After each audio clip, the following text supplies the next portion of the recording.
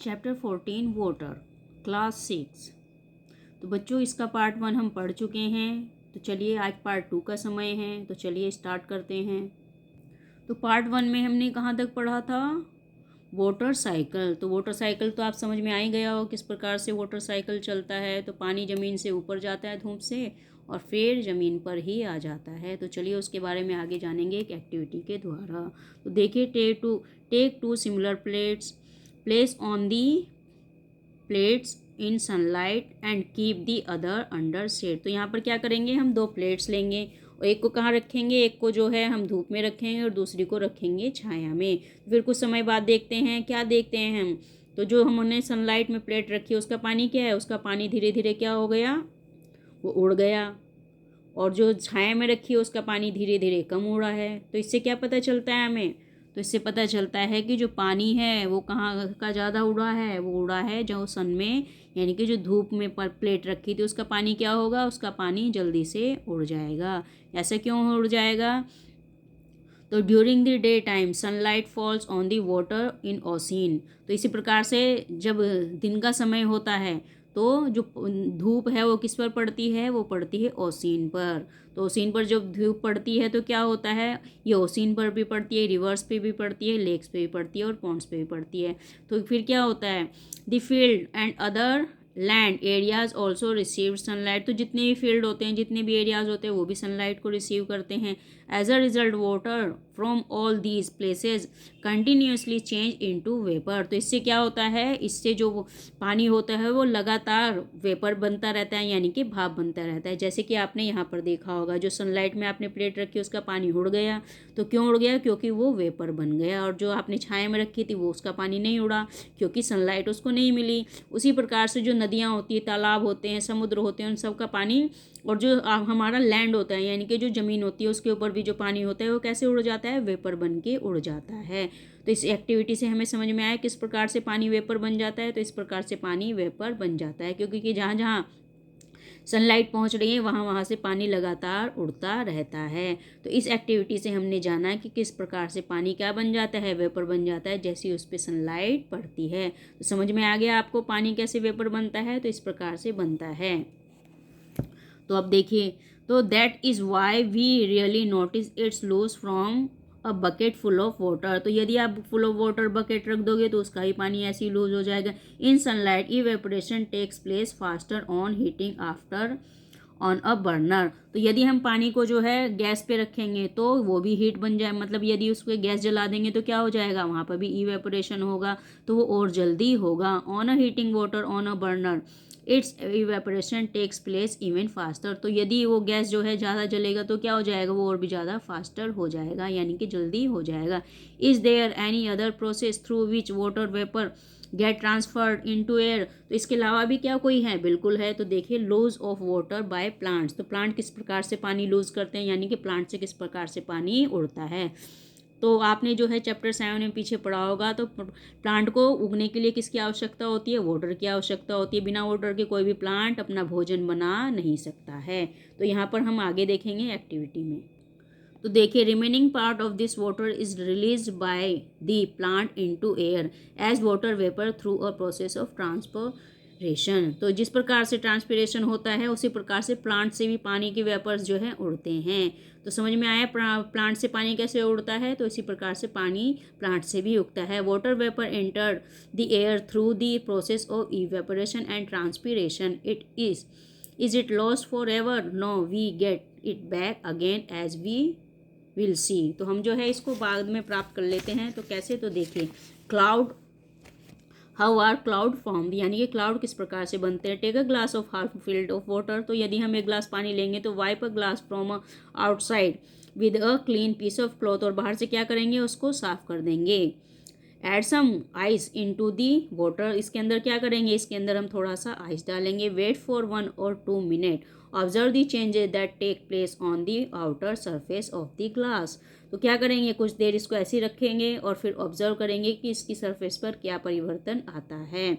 तो from where do water drops appear on the outer side of the glass. The cold surface of the glass containing iced water cool the air around it and the water vapor of the air condensance of the surface of the glass. We notice this process condensation in activity 7 in chapter 5. तो यहाँ पर देखिए, यदि हम एक glass में पानी लेंगे तो क्या होगा, उसके अंदर हम डालेंगे आइस, तो उस पर क्या होगा, कुछ देर बाद जब हम उसे देखेंगे तो जो ग्लास है उसकी सरफेस पे क्या हो जाएगी, थोड़ी थोड़ी सी छोटी छोटी सी पानी की बूंदें आ जाएंगी। तो ये जो पानी की बूंदें आ रही हैं तो ये क्यों आ रही हैं, ये आ रही हैं कंडेंसेशन के कारण। तो जो कंडेंसेशन होता है वो कैसे होता है, वो यदि आप मतलब आप जब कहीं जाते हो सर्दी में, तो आप गाड़ी में बैठे हो, तो गाड़ी पे बैठे हैं तो शीशे के ऊपर छोटी छोटी सी ड्रॉपलेट्स होती हैं, तो वो क्या होती है, सर्दी के कारण जो है वो पानी जो है वो क्या हो रहा है, वो कंडेंसेशन हो रहा है। तो उसी प्रकार से पानी की जो ड्रॉपलेट्स होती है वो ग्लास के बाहर आ जाती है। उसी प्रकार से यदि आप कहीं गाड़ी से जा रहे हैं सर्दी में तो हमारी कार के शीशे के ऊपर भी आ जाती हैं। तो इसको हम क्या कहते हैं, इसको कहेंगे वाटर कंडेंसेशन। तो समझ में आया।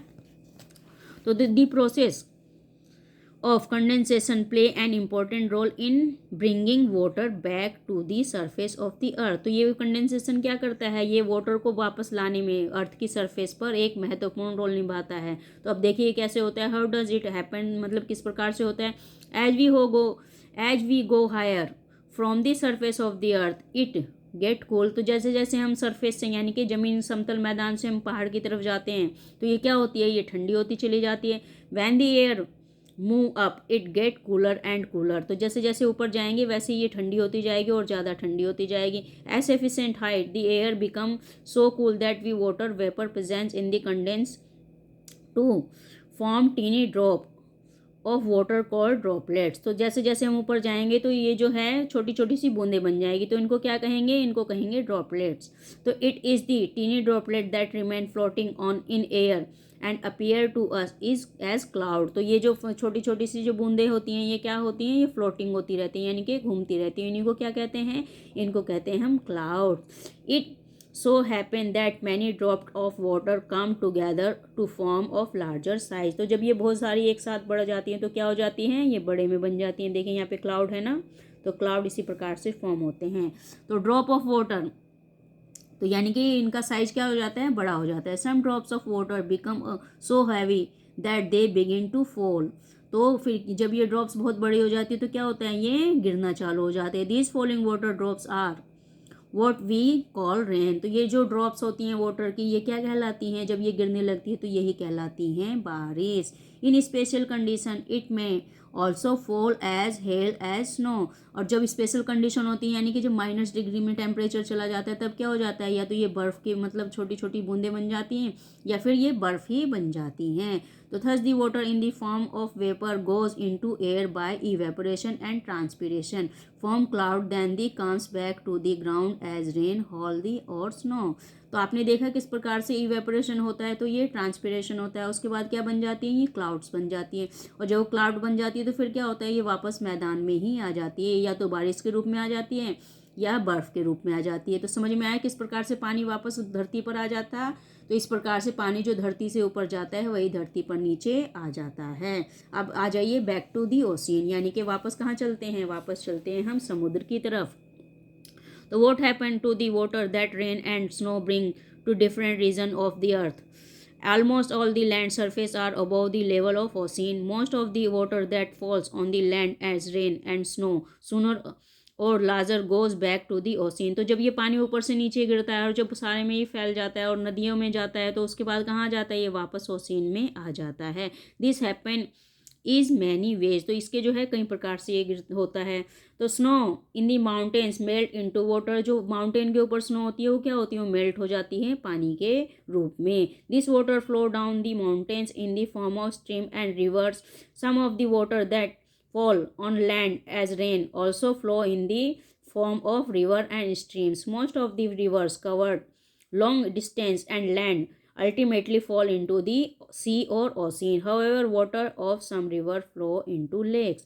तो ये क्या होता है, जैसे जैसे बारिश आती है, जैसे आसमान से जो है बर्फ़ मेल्ट होती है तो क्या बन जाती है, पानी बन जाती है। पानी बन के वो कहाँ फ्लो होती है, वो फ्लो होती है माउंटेन से नीचे रिवर में बन जाती है। और जब रिवर जो है बहुत ज़्यादा उसमें पानी आ जाता है तो वो कहाँ आ जाती है, वो जो है फिर पानी लैंड्स पे आता है। लैंड्स पे के बाद आने के बाद वो सीधे ओशियन में चला जाता है। तो इस प्रकार से पानी ओशियन से गया और वापस वहीं पर आ गया। तो इस प्रकार से कुछ पानी कहाँ जाता है, कुछ पानी जाता है लेक्स के अंदर भी। तो समझ में आया है वाटर साइकिल कैसे होता है। तो इसी प्रकार से हमारा चलता है वाटर साइकिल।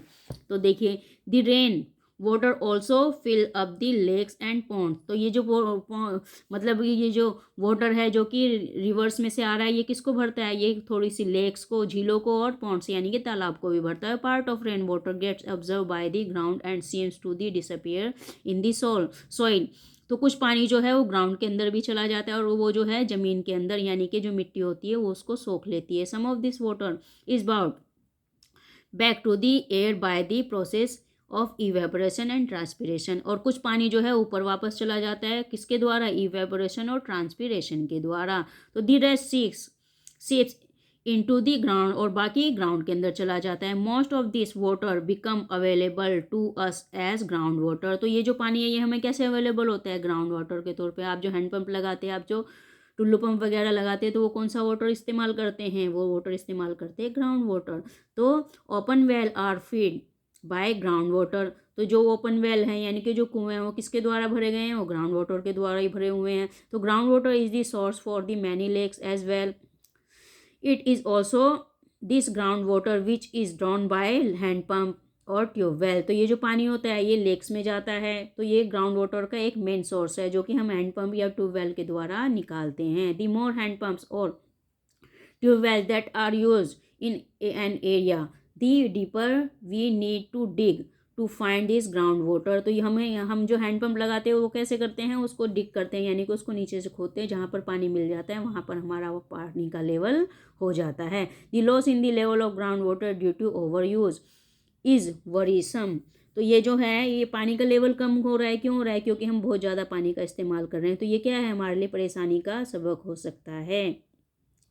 तो समझ में आया आपको पानी का लेवल किस प्रकार से अप होता है और किस प्रकार से डाउन होता है। यदि पानी आप ज़रूरत से ज़्यादा इस्तेमाल करोगे तो पानी का लेवल कम हो जाएगा, और यदि आप बारिश का पानी जो है उसको हार्वेस्ट करेंगे तो पानी का लेवल बढ़ जाएगा। तो समझ में आएगा किस प्रकार से वाटर साइकिल होता है। तो वाटर साइकिल इस प्रकार से चलता है। तो अब देखिए, what if it rains heavily, यानी कि यदि पानी बहुत तेज़ी से बरस रहा है तो क्या होगा। The time duration of the amount of rainfall varies from place to place. तो ये जो अमाउंट है ये अलग अलग होता है अलग अलग जगह पर। In the some part of the world is rain throughout the year while year and there are place where it rain only for a few. तो कहीं पर तो बहुत ज़्यादा होती है बारिश और कहीं पर कुछ ही होती है। तो इसके कारण से क्या होता है, तो इन आवर कंट्री, हमारे जो देश में most of the rainfall occurred during the monsoon season. और जो हमारा देश है जो कि इंडिया है, तो वहाँ पर बारिश कब होती है, मानसून सीजन में होती है। Rain bring relief specially after hot summer days. तो रेन क्या लाती है, वो रिलीफ लाती है, क्योंकि समर का सीजन होता है, गर्मी का सीजन होता है, उसके बाद क्या होता है, ठंडा ठंडा वातावरण हो जाता है। तो we sowing the many crops depend on the arrive of monsoon. तो हमारी जो जितनी भी क्रॉप्स होती है, जितनी भी फसलें होती है, किसके ऊपर डिपेंड होती हैं, वो होती है मानसून के ऊपर। क्योंकि यदि पौधों में पानी जाएगा तभी वो पौधे आगे बढ़ेंगे। तो ज़मीन के अंदर पानी जाएगा तभी पौधे उगेंगे। तो इसीलिए हमारा जितना भी क्रॉप्स होती हैं, जो फसलें होती है, किसके ऊपर डिपेंड होती है, वो होती है मानसून के ऊपर। हाउएवर एक्सेस ऑफ रेनफॉल में लीड टू मैनी प्रॉब्लम्स। लेकिन जब ये बहुत ज़्यादा बढ़ जाता है, बहुत ज़्यादा हो जाता है, तो ये प्रॉब्लम भी क्रिएट करता है। Heavy rains may lead to rise in the level of water in rivers. तो इसके कारण रिवर्स, लेक्स एंड पॉन्ड्स, तो इसके कारण से क्या होता है, इसके कारण से हो जाता है, यदि पानी बहुत ज़्यादा बरस रहा है तो क्या होगा, लेक्स, रिवर्स और पॉन्ड्स का पानी का स्तर बढ़ जाएगा। The water may then spread over large area causing flood. तो इसको क्या कहते हैं, जब ये बहुत ज़्यादा बड़े एरिया पर फैलता है, इसको कहते हैं flood. The crop field, forest, village and cities में गेट सबमर्ज बाय वाटर। तो इसके कारण से क्या हो जाता है, जितने भी जंगल होते हैं, मैदान होते हैं, शहर होते हैं, गांव होते हैं, वो क्या हो जाते हैं, वो बहुत ज़्यादा यहाँ पर पानी ही पानी हो जाता है। In our country flood cause extensive damage to crop, domestic animals, property and human life. तो फ्लड के कारण क्या होता है, हमारे यहाँ बहुत ज़्यादा बर्बादी होती है। ये कहाँ कहाँ पर होती है, हमारी फसलें बर्बाद हो जाती हैं, घरों में पानी घुस जाता है, एनिमल्स बर्बाद होते हैं, प्रॉपर्टी और जो मनुष्य होते हैं उनका जीवन भी खतरे में पड़ जाता है। During flood the animal living in the water also get carried away with the waters. तो जब पानी उसी के अंदर लगातार रहेंगे तो क्या होंगे, वो भी बीमार होंगे। They often get trapped on land area and die when flow water recede. Rain also affect and animals living on soil. तो ये जो पानी है इसके कारण क्या होता है, जो बेचारे ज़मीन के ऊपर जो वो रहते हैं जानवर वो मर जाते हैं, और जो एनिमल्स की जीवन के ऊपर भी बहुत ज़्यादा इफ़ेक्ट पड़ता है, और जो हमारी जो मृदा होती है यानी कि जो मिट्टी होती है वो भी बहुत ज़्यादा इफेक्टिव होती है। तो देखिए क्या होता है, what happened if does not rain for a long period. तो ये तो हुआ हमारा बहुत ज़्यादा जब पानी हो जाता है उसके कारण। अब देखिए यदि लंबे समय तक पानी ना बरसे तो क्या होगा। तो can you imagine what would happen if it does not rain in the region for a year or more. तो कैसा हो कि अगर जो है बहुत दिनों तक बारिश ही ना हो, जो कि 1 साल तक भी हो सकता है या ज़्यादा समय तक। The soil continues to lose water by evaporation and transpiration. तो इसके द्वारा क्या होगा, लगातार जो जमीन है उससे पानी खत्म हो रहा है, किसके द्वारा, इवेपोरेशन और ट्रांसपिरेशन के द्वारा। Since it is not being brought back by rain the soil become dry. तो यदि बारिश नहीं होगी और वो पानी दोबारा से वहाँ पे नहीं पहुँचेगा तो क्या होगा, हमारी जो मिट्टी है वो ड्राई हो जाएगी। The level of water in the ponds and well of the region goes down and some of them may eventually dry up. तो इसके कारण से क्या हो जाएगा, जो पॉन्ड्स का जो वेल्स जो कुएँ हैं उनका वाटर लेवल डाउन हो जाएगा और वो क्या हो जाएंगे, फिर वो सूख जाएंगे। द ग्राउंड वाटर में ऑल्सो बिकम स्केर्स दिस में ले ड्राउट। तो इसी को हम क्या कहते हैं, यदि ग्राउंड लेवल मतलब जो ग्राउंड का जो पानी है वो भी सूख जाएगा तो क्या हो जाएगा, फिर ऊपर रहेगा सूखा। तो इसको हम कहते हैं सूखा। In drought condition it is difficult to go get food and fodder. You might have heard about drought occurring in some part of our country और दी वर्ल्ड। तो आप सभी ने सुना होगा कि सूखा जब पड़ता है तो उसके कारण हमारे देश में क्या परेशानी होती है और संसार में भी क्या परेशानी होती है।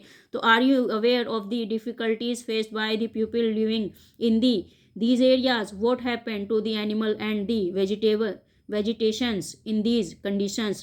Try and find out about the by talking to your parents and neighbors and by reading about it's from newspapers and magazine. तो ये जो है ये जो कंडीशन होती है ये क्या होती है, बहुत ही ज़्यादा भयावह होती है। यदि पानी नहीं होगा तो क्या होगा, ज़मीन से कुछ भी हम उगा नहीं पाएंगे। तो ऐसे एरिया में जो लोग रहते हैं उनके बारे में यदि हम सोचें तो वो क्या होगा, वो बहुत ही ज़्यादा भयावह स्थिति होगी, क्योंकि उनके पास ना तो खाने के लिए वेजिटेबल्स होंगे और ना ही एनिमल्स को पिलाने के लिए पानी होगा, ना ही कुछ चीज़ होगी। तो इसके कारण से क्या होगा, बहुत ही ज़्यादा नुकसान हो जाएगा।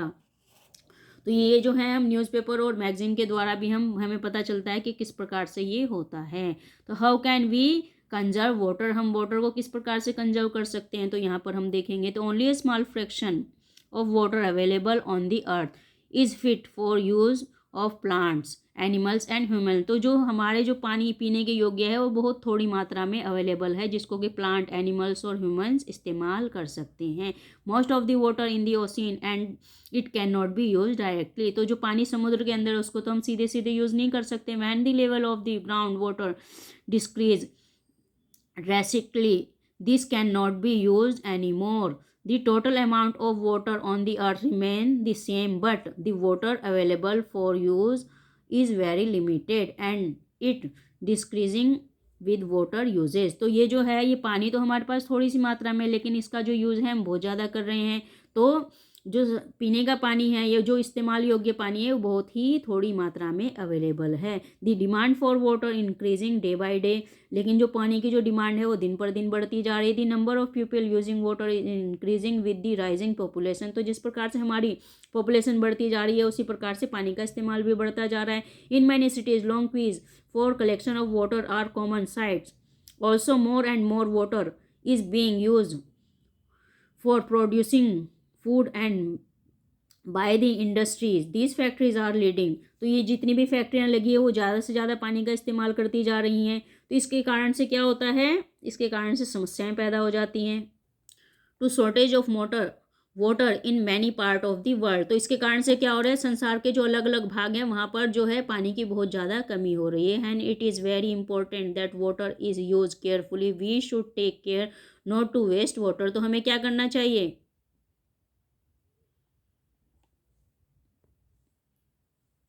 तो हमें जो है पानी का संभल कर इस्तेमाल करना चाहिए, क्योंकि पानी जो है वो ख़त्म हो रहा है और पानी हमारे पास सीमित मात्रा में है। तो हमें वाटर वेस्ट नहीं करना चाहिए।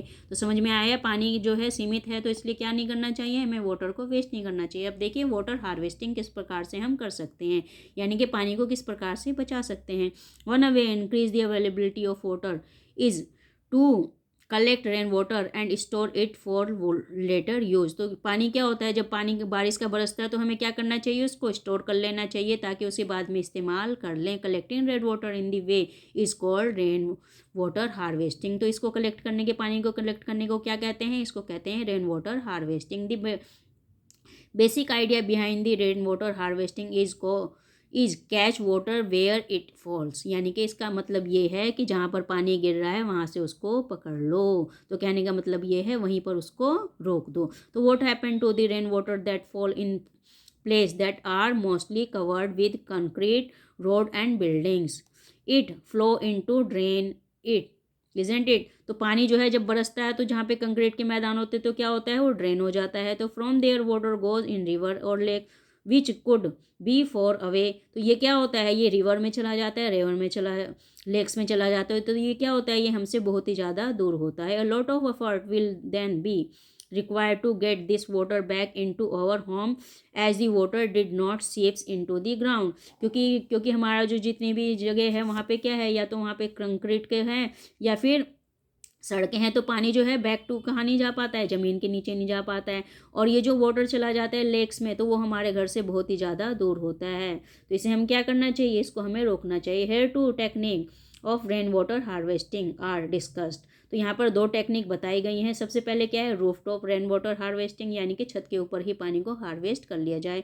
इन this system the rain water is collect from the roof top of to the storage tank through pipes. तो इसको जो है पाइप के जरिए हम क्या कर सकते हैं, जैसे पानी छत पे गिरा तो उसको टैंक के अंदर ला सकते हैं। दिस वाटर में contain soil from the roof and the need filtering before it is use. क्योंकि इसके अंदर मिट्टी मिली होगी तो हमें क्या करना है, इसको यूज करने से पहले फिल्टर कर लेना है। Instead the collecting rain water in the tank the pipes can go directly into the pit of the ground.